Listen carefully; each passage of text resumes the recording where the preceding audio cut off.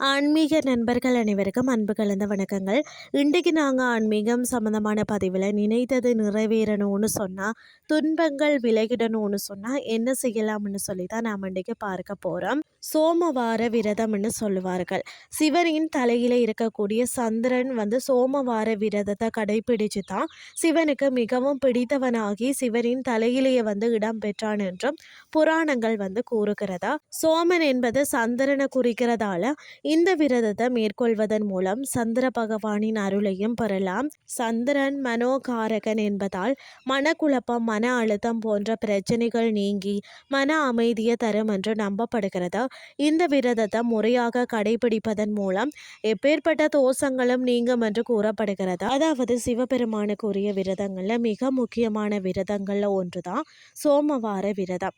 16 திங்கட்கிழமைகள் சிவபெருமானுக்கு விரதம் இருந்த அவரை வழிபாடுவது சோமவார விரதம்னு சொல்றார்கள்.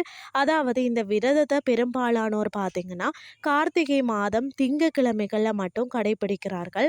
ஆனால் பார்த்தீங்கன்னு சொன்னா இந்த விரதத்தை எல்லா திங்கட்கிழமைகளையும் கடைபிடிக்கலாம். அதிகாலையில் எழுந்து பார்த்தீங்கன்னா நீராடி வீட்டில் இருக்கக்கூடிய பூஜை அறையில் சிவபெருமானின் படம் அல்லது லிங்கத்திற்கு மலர்கள் சூடி விளக்கேற்றணும். நெற்றியில திருநூறு பூசி சிவனை வழிபட்டு விரதத்தை மேற்கொள்ளலாம். சிவபெருமானுக்கு பிடித்தமான சர்க்கரை பொங்கல், பாயாசம் போன்றவற்றை நெய்வேத்தியமாக படைக்கலாம். சிவ மந்திரங்கள், சிவ புராணம், சிவ அஷ்டோத்திரம் போன்றவற்றை படிக்கலாம் அல்லது கேட்கலாம். நாள் முழுவதும் பார்த்தீங்கன்னா ஓம் நமச்சிவாய இந்த மந்திரத்தை மனதுக்குள்ளே ஜெபித்து கொண்டே இருப்பது நல்லது. முடிந்தவர்கள் நாள் முழுவதும் உவாசம் இருக்கலாம். உடல்நிலை சரியில்லாதவர்கள் அல்லது வேலைக்கு செல்றவங்க மட்டும் ஒருவேளை உணவு அருந்தலாம் அல்லது பால் பழங்கள் இதெல்லாம் சாப்பிடலாம். ஆனால் உப்பு சேர்க்காத உணவை உண்பது சிறந்தது.